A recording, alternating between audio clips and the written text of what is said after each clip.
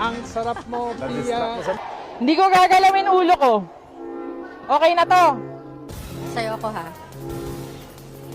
Sa investigasyon ng Senate Blue Ribbon Subcommittee. Nakita natin yung pagdagsari ng mga ng mga tao. Walang kasinungalingan. Serbisyong totoo lamang. At dahil hindi natutulog ang balita. Congressman Alvarez and House Speaker Alan Peter Cayetano. There's a joint resolution which I already asked your Chief of Staff, sir.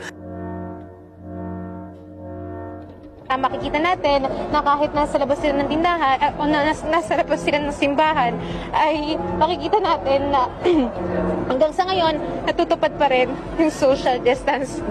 At yun na muna ang latest.